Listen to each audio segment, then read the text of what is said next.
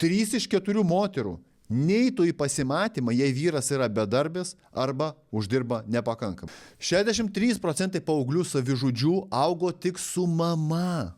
Jeigu žmogus augo be tėvo namuose, jis turi 20 kartų didesnę tikimybę atsidurti kalėjime. Ar žinojote, kad netgi 77% vyrų patiria problemų ir nesikreipia pagalbos?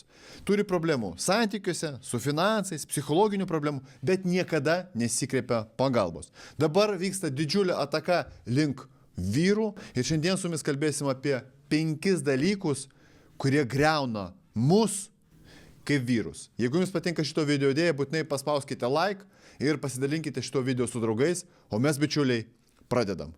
Taigi šiandien jūs sužinosite 5 dalykus, kuriuos pakeitus aš pradėjau uždirbti 3 kartus daugiau kiekvieną mėnesį, 4 faktorius, kurie stabdo tavo kaip vyro energiją, 3 jausmai, kurie trukdo tau pasitikėti savimi ir užsidirbti daugiau pinigų ir 2 svarbiausi dalykai, norint sugrąžinti vyrišką energiją ir klestėti.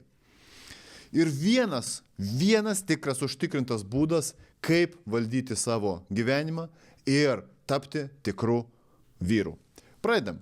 Taigi trumpai apie save. Aš esu šeimos žmogus, man yra nieko svarbiau negu mano šeima. Dievas ir šeima, tai yra mano 2 svarbiausios vertybės. Taip pat aš esu 2 bestsellerių autorius, aš parašiau 2 knygas, kurios Lietuvoje tapo bestselleriais. Abi 2 knygos buvo parduotos daugiau negu 20 000 vienetų visoje Lietuvoje. Ir taip pat aš esu self-made žmogus.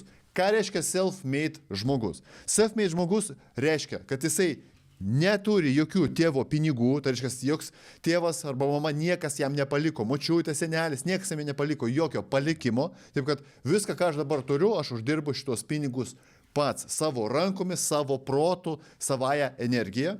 Self-made taip pat yra žmogus, kuris nėra aukos pozicijoje. Oi, aš čia varšas, duokit man pinigų, duokit man dotaciją, duokit man kažkokią tai pašalpą, duokit man tą ir aną. Self-made vyrai yra ne aukos pozicijoje. Ir taip pat self-made vyrai yra emociškai stabilus. Nė viena moteris nenori savo vyro, kuris yra emociškai nestabilus. Atsitinka kažkas, iš karto panikuoja. Kaip mergaitė reikia. Vyrai, tikri vyrai, self-made vyrai taip nesielgia. Kiekvienas vyras savo emocijas moka kontroliuoti. Tai nereiškia, kad jisai negali būti irzlus, arba kad jisai negali juoktis, arba jisai negali rodyti iš viso emocijų. Ne, bet šis vyras, self-made vyras, jisai moka kontroliuoti savo emocijas, ypatingai stresinėse situacijose. Jisai žino, kaip pasielgti, ką padaryti, ką pasakyti ir kaip elgtis. Taip pat self-made vyrai tvirtai žino, ko nori iš gyvenimo. Jie žino, kokioj sferui nori dirbti, kaip užsidirbti pinigus, kokią moterį turėti šalia, kiek nori turėti vaikų, kur gyventi, ką vairuoti, kokį hobį turėti, su kuo draugauti, kokią įtaką turėti ir taip toliau. Jeigu vyras nežino, ko jisai nori iš gyvenimo, jisai blaškosi. Ten, šiandien, visas pusės bando kažkaip pasiduoti, bet jisai niekur savęs neatranda. Tikras self-made vyras tvirtai žino, ko nori iš gyvenimo. Pradedam mūsų šiandienos webinarą. Taigi, vyrų problemos ir statistika. Pasižiūrėkim į statistiką, kokie vyrai dabar yra silpni. Fizinė vyrų jėga per pastaruosius beveik 30 metų nukrito beveik 21%. Kaip tai yra matuojama? Matuojamas yra suspaudimas, kaip vyras gali suspausti savo kumštį. Pasiimamas toks daiktas ir jisai suspaudžia ir tada yra matuojama jėga. Per pastaruosius 30 beveik metų vyrų jėga vidutiniškai nukrito 5%. Fiziškai vyrai tampa silpnesni. Taip pat pasižiūrėkime į testosterono lygį. Nuo 87 metų iki mūsų laikų maždaug kiekvienais metais po 1% pas vyrus mažėja testosterono. Pagrindinis vyro varikliukas, jo hormonas, vyriškumą reguliuojantis hormonas testosteronas krenta kiekvienais metais po 1%. Atrodo, 1% nėra daug. Palaukit, bet pasižiūrėkim į laikotarpį. Jeigu mes žiūrime į 2 metus, 2% nedaug. Bet jeigu mes žiūrime į 10 metų, jau 10%, jau 10% mažiau vyriškumo turi vyrai. Jeigu mes paimsim statistiką nuo 1987 metų, kiekvienais metais po 1% krenta testosteronas. Reiškia, daugiau negu 35% dabartiniai vyrai turi mažiau testosterono, negu turėjo vyrai prieš 35 metus. Jūsų tėvai, jūsų amžiaus, turėjo daugiau testosterono, negu turit jūs. Mano tėvas, mano amžiui, statistiškai, vidutiniškai turėjo daugiau testosterono, negu įprastas dabartinis vyras. Ir taip pat, prieš tai paminėta statistika, 77% visų vyrų patiria problemų santykiuose, emociškai, psichiškai, psichologiškai, finansiškai, patiria problemų, bet niekada niekur nesikreipia pagalbos. Ir aš manau, kad tai yra didžiulė problema, kai ištinka problema, ją reikia spręsti. Bet mes vyrai kažkaip numojam visą ranką, kažkas skauda, neįsiu pas daktarą, kažkas blogai, nesikreipsiu pagalbos. Prasideda tada visokiausios priklausomybės ir statistiškai vyrai turi žymiai didesnę tikimybę atlikti savižudybę, bet apie tai šiek tiek vėliau. Prašau, ant ekrano jums statistika, kaip ir minėjau, nuo 85 metų iki dabar matuojama jėga vyro ir jinai sumažėjo 20%. Taip pat testosteronas, pasižiūrėkit, nuo 87 metų iki dabartinių laikų, pasižiūrėkit, kaip smarkiai sumažėjo testosteronas. Ir žudanti statistika. Dėmesio yra kaip yra, mes galim pykti ant tos statistikos, mes galim nemėgsti tų skaičių, bet yra kaip yra, skaičiai pasako savo. 3 iš 4 moterų neitų į pasimatymą, jei vyras yra bedarbis arba uždirba nepakankamai. Dar kartą. 3 iš 4 moterų, tai reiškia 75% visų moterų sako, kad jos neitų į pasimatymą, jeigu vyras yra bedarbis arba jisai uždirba nepakankamai. O dabar pasižiūrėkime, paklauskim vyrai, užduosiu klausimą jums. O jūs eitumėte į pasimatymą su moterim, jeigu jinai jums fiziškai patinka, patraukli jums, bet jinai yra bedarbė arba uždirba mažai? Aišku, kad eitumėt. Bet matot, kaip yra nesąžininga. Feministės vis tą kovoja už lygias sąlygas, bet kažkodėl statistika mums sako visai kas kita. Mes vyrai, mes galim į savo moterį pasirinkti netgi jeigu jinai yra ir bedarbė. Ir jeigu jinai yra be išsilavinimo. Jeigu jinai dirba paprasta pardavėja ir, sakykime, uždirba į mėnesį ten 700-800 eurų. Mums nusispjauti. Mes mylim. Moteris atvirkščiai. Moteris pasirenka mus pagal statusą, pagal finansus. Ir tai, žinot, kas yra visiškai normalu. Moteris renkasi savo vyrą, kuris galės ją aprūpinti finansiškai. Jeigu moteris bus saugi finansiškai, jinai geriau ir kitaip jausis, jinai bus labiau atsipalaidavus, jinai galės pagimdyti vaikų tam vyrui. Bet jeigu vyras yra bedarbis arba uždirba mažiau, 3 iš 4 moterų sako, aš į pasimatymą netgi neisiu. Ne tai, kad aš netekėsiu, arba palauksiu, kol jisai uždirbs daugiau pinigų, arba aš jam padėsiu uždirbti daugiau pinigų, palaikymų savo ir taip toliau. Jis sako, aš netgi į pasimatymą neisiu. Reiškia, nėra nei vienos galimybės netgi vyrui, bedarbiui arba mažiau uždirbančiam eiti į pasimatymą su moterim. Sekanti statistika. 25-30 metų vyrai turi 66% didesnį tikimybę gyventi su tėvais nei moteris. Dar kartą.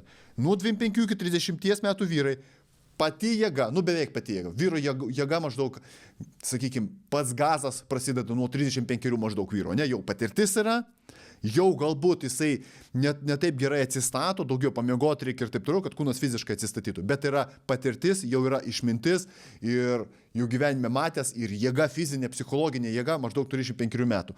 25-30 metų tai beveik jau geriausi vyro metai ir jie turi net 66% didesnį tikimybę gyventi su tėvais.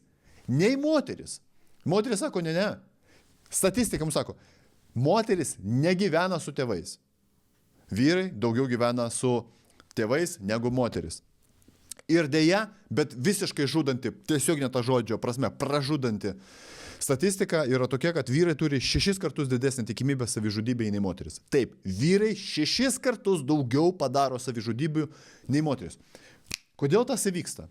Dėl to, kad yra didžiulis spaudimas. Visų pirma, iš sociumo ir ypatingai dabar viskas, kas eina iš vakarų, su visa ta propaganda ir retorika.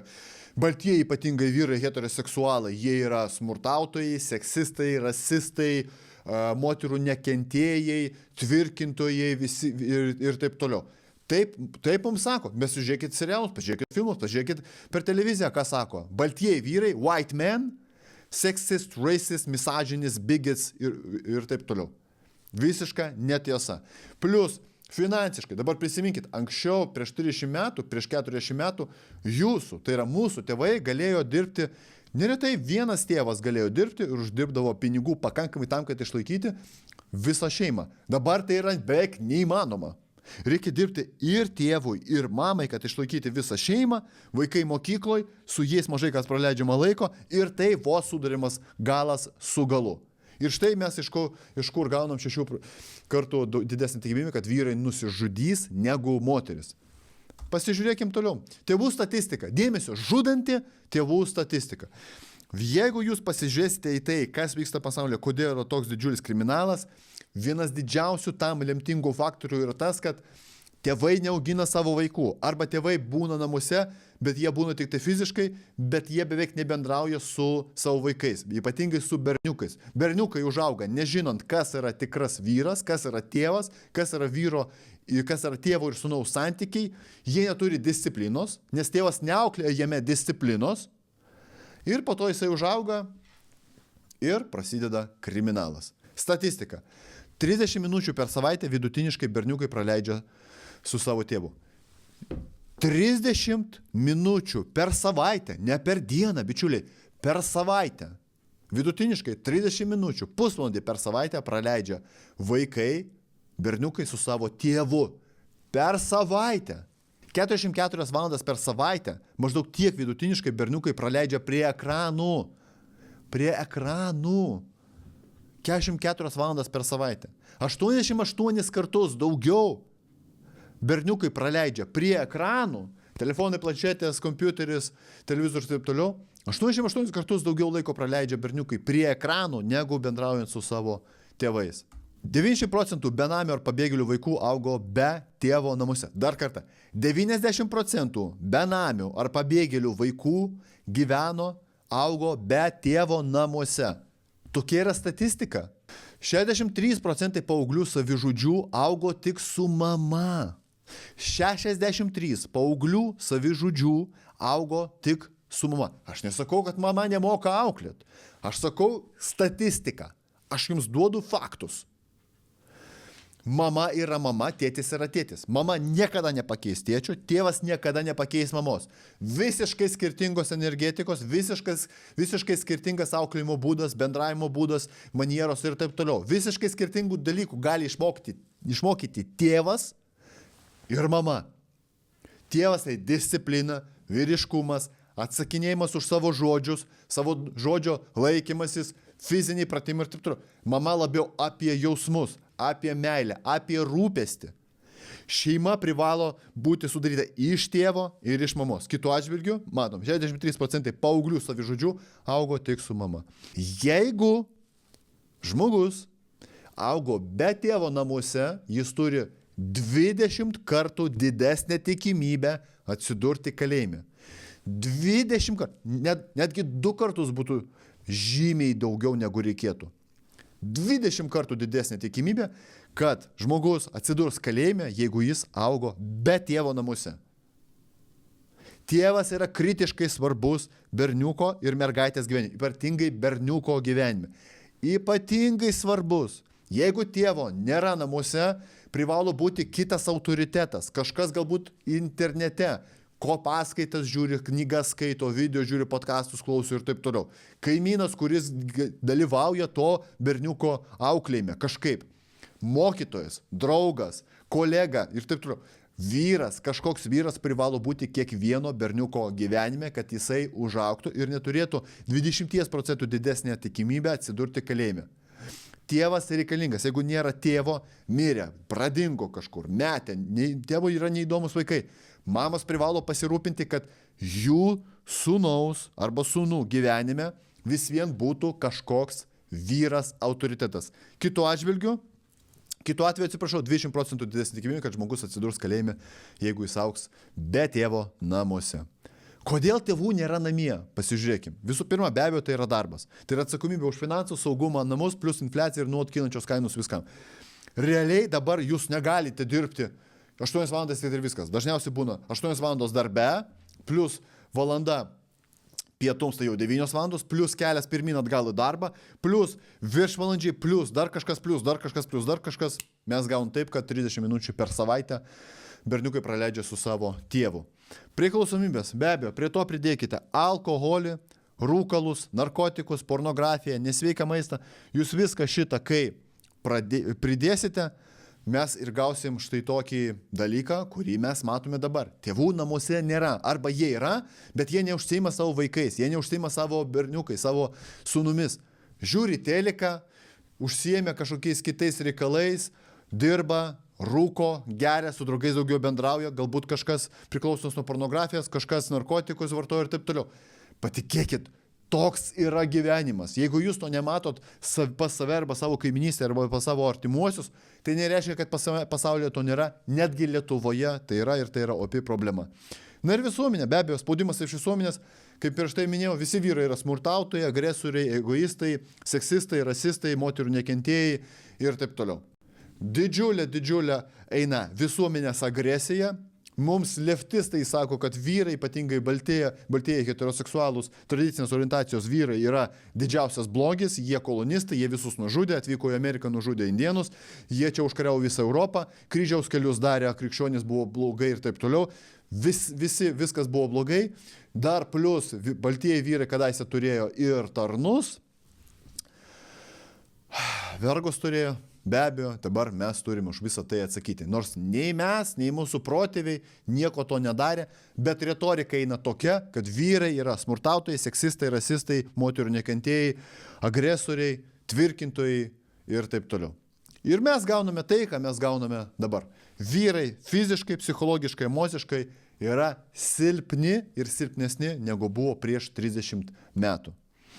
Taigi pelki dalykai, kuriuos pakeitus, aš pakėliau savo pajamas maždaug 3 kartus daugiau per mėnesį. Aš suvokiau, kad aš nesu tas iš statistikos ir viską galiu pakeisti. Aš suvokiau, kad pagalais, kai ten sako apie tus seksistus, rasistus ir taip toliau, aš suvokiau, kad tai jūs galite sakyti, ką norit, bet čia tai ne aš. Aš nesu seksistas, aš nesu rasistas, aš nesu tvirkintojas, aš nesu smurtautojas. Čia ne apie mane, eikit velniop nuo manęs. Jūs čia jų propagandą skleidžiat, čia yra ne apie mane.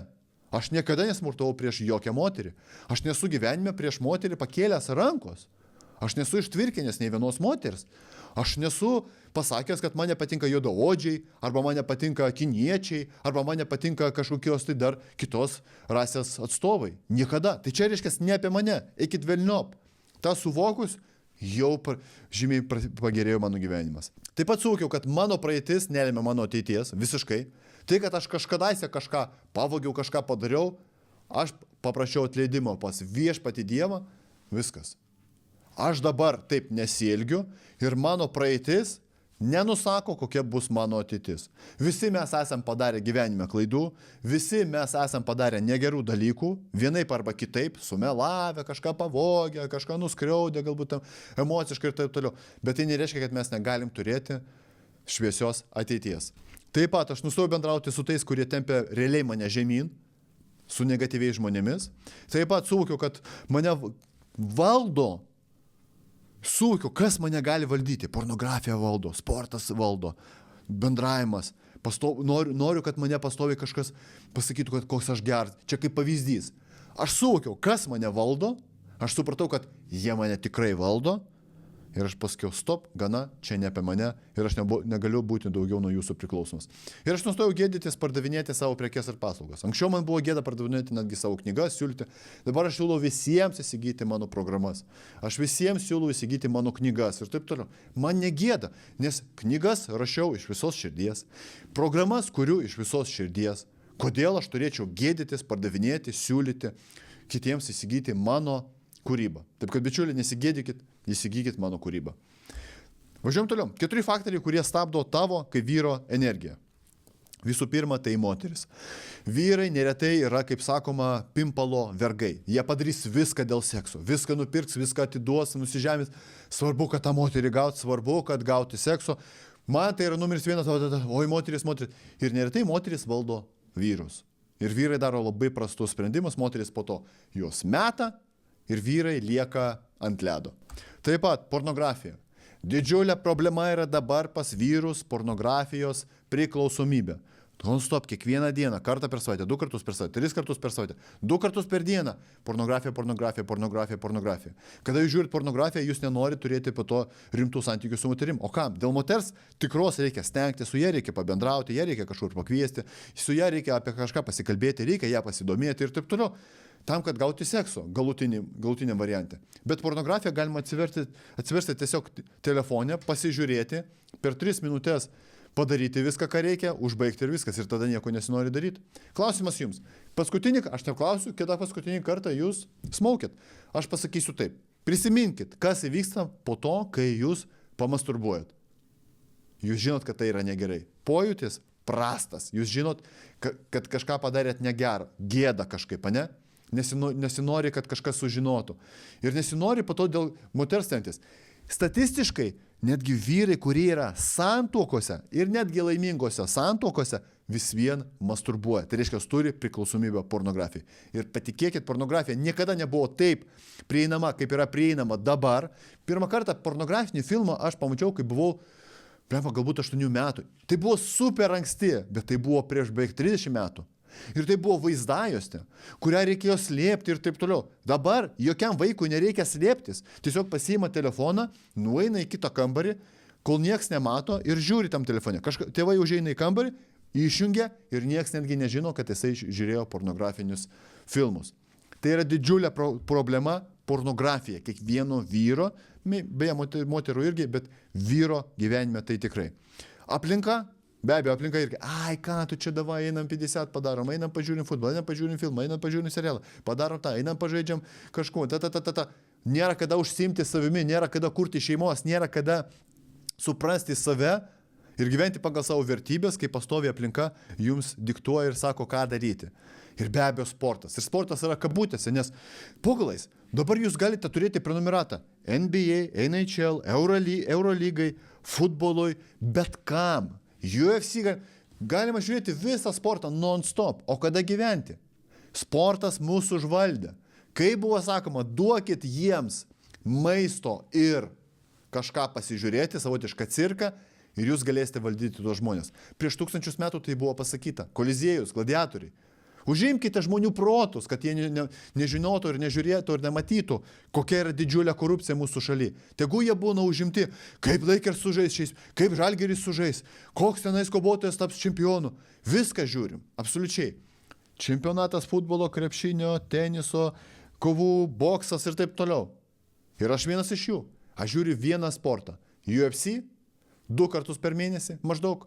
Ir kada yra futbolo, pasaulio ir Europos čempionatas. Viskas. Nes aš supratau, kad tai mane valdo. Aš negaliu sau leisti žiūrėti, kaip žaidžia mano krepšinio komanda, kaip žaidžia mano futbolo.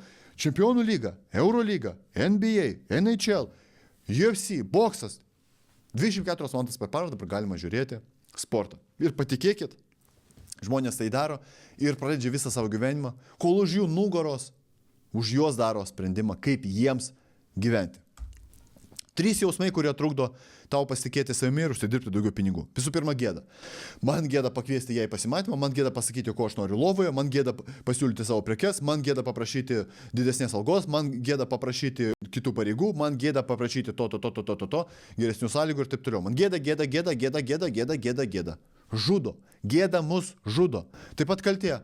Oi, kadaise padariau kadaise pavogiau kažką, kadaise kažkam pasakiau negerų žodžių, kadaise susipykau su pana, kadaise įžeidžiau paną psichologiškai, emociškai, kažkaip ją apvarčiavau ir taip toliau. Kokia didžiulė kaltė. Kadaise neperskambinau, kadaise pažadėjau mamai kažką padaryti, bet nepadariau. Kaip man gėda ir kokią didžiulę kaltę už tai jaučiu. Paprašykit atleidimo pas Dievą, Jėzų Kristų ir stenkitės daugiau to nekartoti. Ir viskas. Judėkite toliau. Būkite gerų žmogumi. Jūsų praeitis nediktuoja jūsų ateities. Prisiminkite. Na ir be abejo baimė. Aš bijau jai pasakyti kažką, aš bijau jos paprašyti kažko, aš bijau jo paprašyti didesnio atlygio, aš bijau paprašyti daugiau pinigų už savo programą, aš bijau daugiau paprašyti pinigų už savo paslaugas, aš bijau parduoti, aš bijau pakeisti savo gyvenamą vietą, aš bijau persikraustyti kitą šalį, aš bijau padaryti tą ir milijoną baimių. Mes turime savo galvose ir galų gale mes nieko nepasiekėm. Taigi 2 svarbiausi dalykai, norint susigrąžinti vyrišką energiją ir klestėti. Visų pirma, turit turėti gyvenimo misiją. Neturit gyvenimo misijos, ko norit, jeigu nežinot, ko norit iš gyvenimo, nieko nebus, blaškysitės, galbūt noriu oranžinės mašinos, galbūt noriu geltonos mašinos, galbūt mėlynos, galbūt to noriu, galbūt benzino noriu, galbūt dizelio noriu, galbūt noriu name gyventi, galbūt bute, galbūt Vilniuje, galbūt Kaune, galbūt Ispanijoje, galbūt Vokietijoje, galbūt Amerikoje, galbūt Kinijoje. Noriu briunetės arba blondinės, noriu vieno arba dviejų vaikų, noriu tokio arba anokio darbo. Paglais, ko jūs norit? Kol nesužinosite tiksliai, ko jūs norit, patikėkit, gyvenime bus itin sudėtinga. Ir taip pat autentiškumas. Jeigu jūs neturite autentiškumo, jeigu jūs nesate originalus, kokiu jūs sukūrė Dievas, bus problemų gyvenime. Pastoviai taikysitės, pastoviai turėsite taikytis prie kažkokių kitų žmonių nuomonės, neturėsite savo nuomonės, būsite neautentiškas, nieks su jumis nenorės turėti reikalų, moteris nenorės su jumis turėti santykių, ypatingai rimtų, nes jūs esat neoriginalus, jūs esat kažkieno kopija, jūs esat valdomas žinių. O, perskaičiau per žiniasklaidą, tas yra tiesa.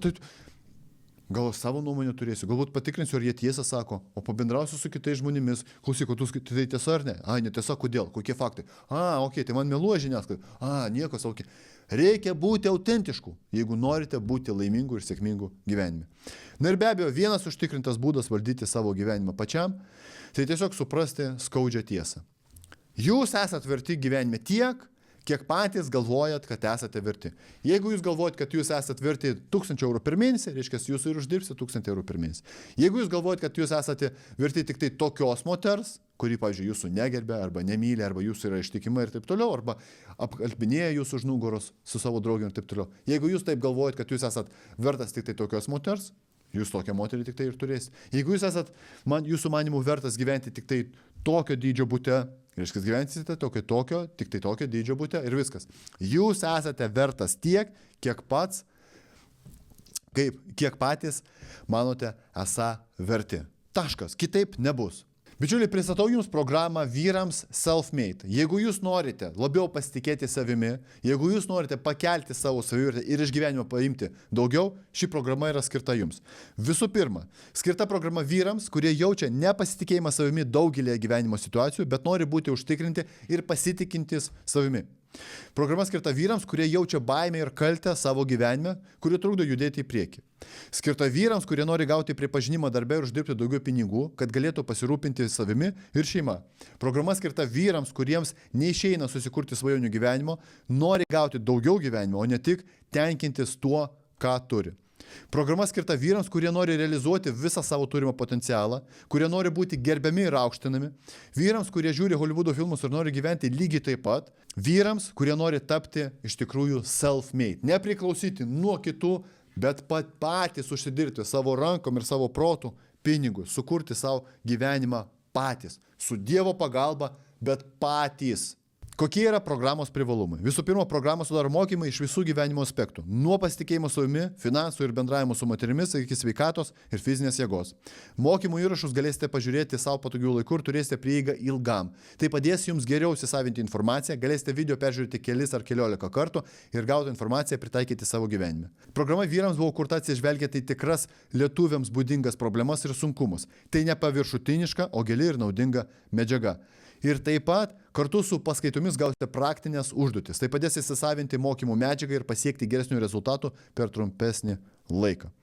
Kas įeina į mokymus? Visų pirma, įeina 24 video mokymai ir seminarai apie pasitikėjimą savimi. Kaip ir minėjau, nuo finansų iki bendravimo su moterimis, iki pardavimo technikos, iki to, kaip rengtis, kaip jausis, kaip valdyti emocijas, kaip po galais atsisakyti turimų priklausomybių. 24 video apie pasitikėjimą savimi. 10 video sveikatos tema, 4 dienų sporto programa jėgai ir raumenų masei. Aš jums suteiksiu visą paketą, nuo A iki Z. Pasitikėjimas savimi, nuo moterų iki finansų, iki to, kaip rengtis, kaip valdyti savo emocijas ir kaip atsikratyti savo priklausomybių, iki sveikatingumo, kad jūs taptumėt fiziškai stipresni, atsparesni stresui ir ligoms. Ir be abejo, suteiksiu jums dar 4 dienų sporto programą, kad jūsų jėga fizinė, apie kurią kalbėjom šio video pradžioje, kad jūsų jėga fizinė augtų ir kad jūsų raumenys būtų didesni, kad jūs būtumėt fiziškai, vizualiai masyvesnis ir be abejo stipresnis. Ir galimybė užduoti klausimą asmeniškai man. Dabar ekranuose jūs matot temas, kuriomis jūs rasite video mano programoje skirtoje vyrams pavadinimu Self-Made. Kalbėsim apie karjerą, pardavimus, manipulacijas, šeimą, seksą, pagarbą, tavo pašaukimą, vertybės, dėrybės, biudžetavimą, apie tikslus, apie baimės, apie gėdą, apie kaltę, apie sportą, apie klausomybės. Apie visą tai mes kalbėsime su jumis mano programoje vyrams Self-Made. Taigi rezumuojam, Self-Made vyrų pasitikėjimo savimi kursas, plus bonus aš jums suteiksiu sporto programą Jėgai ir Masiai, plus aš jums padovanosiu 2 audio knygas, galėsite paklausyti jums patogiu laiku, jums patogioj vietoj. Užeikite jau dabar į www.selfmade.lt ir įsigykite mano programą vyrams. Bet prieš tai pasižiūrėkim, kokia yra kaina. 2023 metais šios programos kaina buvo beveik 200 eurų. Suprantu, kad gyvenam tokiais laikais, kai 200 eurų yra tikrai dideli pinigai.